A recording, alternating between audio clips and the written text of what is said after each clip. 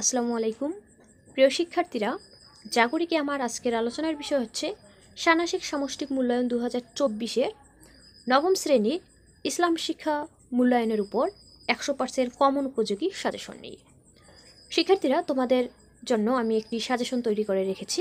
এই সাজেশন থেকে তোমরা 90%-এরও বেশি 100% কমন পেতে পারো। শিক্ষার্থীরা, তোমাদের ষান্মাসিক সামষ্টিক মূল্যায়নের যে নির্ধারিত সিলেবাস ছিল, সেই সিলেবাসে তোমাদের নবম শ্রেণীর ইসলাম শিক্ষায় যে নির্ধারিত অধ্যায় বা পৃষ্ঠাগুলো দেওয়া আছে, এখান থেকেই আমি এই সাজেশন তৈরি করেছি। তো সাজেশনের প্রথমেই আমি রেখেছি তাওহীদে বিশ্বাসের ফলে ব্যক্তির জীবন ও কর্মে কি কি পরিবর্তন আসতে পারে তার একটি তালিকা প্রস্তুত করো।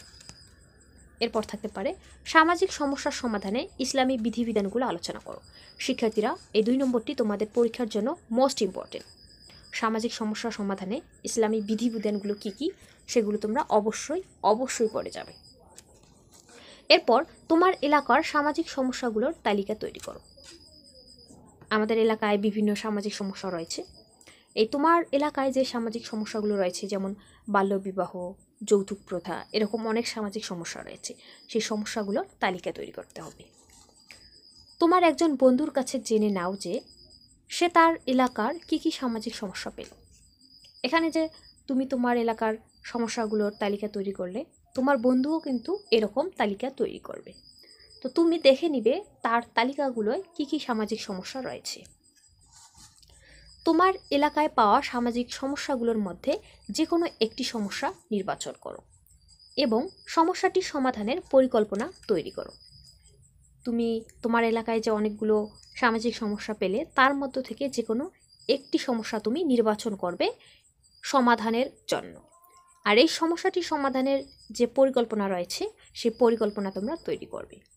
এখানে বলা থাকতে পারে যে পরিকল্পনায় যে বিষয়গুলো উল্লেখ করবে: নির্বাচিত সমস্যার নাম। তোমার এলাকায় অনেক সামাজিক সমস্যা রয়েছে, তার মধ্যে যে সমস্যাটি তুমি নির্বাচন করলে সমাধানের জন্য, সেই নির্বাচিত সমস্যার নাম লিখতে হবে। এরপর সমস্যা সমাধানের উদ্দেশ্য। এই যে তুমি একটা সমস্যা সমাধানের জন্য নির্বাচন করলে, এই সমস্যাটি সমাধানের উদ্দেশ্য কি, তুমি কেন এই সমস্যাটি সমাধান করতে চাচ্ছ, সেই উদ্দেশ্য লিখতে হবে। সময়, দিন বা মাস। এই সমস্যাটি সমাধান করার জন্য তোমার কত দিন লাগতে পারে বা কত মাস লাগতে পারে সেটা। কার কার সহায়তা প্রয়োজন।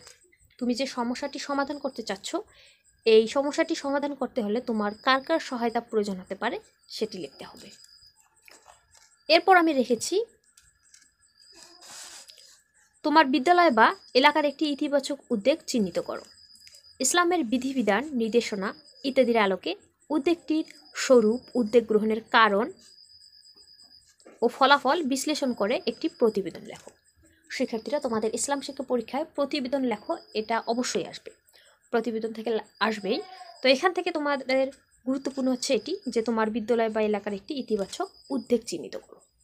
আর ইসলামের বিধিবিধান, নির্দেশনা এগুলোর আলোকে উদ্যোগটির স্বরূপ, উদ্যোগটি গ্রহণের কারণ কি। শিক্ষার্থীরা, এখানে বানানটি তোমরা সমাধান করে নেবে। কার লেখা আছে, এটি হবে কারণ।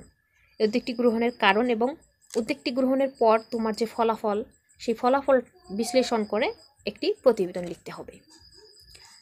তো শিক্ষার্থীরা, এই হচ্ছে তোমাদের ইসলাম শিক্ষার চূড়ান্ত সাজেশন। এখান থেকে তোমরা 100% কমন পেতে পারো ইনশাআল্লাহ। তো শিক্ষার্থীরা, আজকের ক্লাসটা লম্বা করছি না, যেখানেই শেষ করছি। ধন্যবাদ সবাইকে।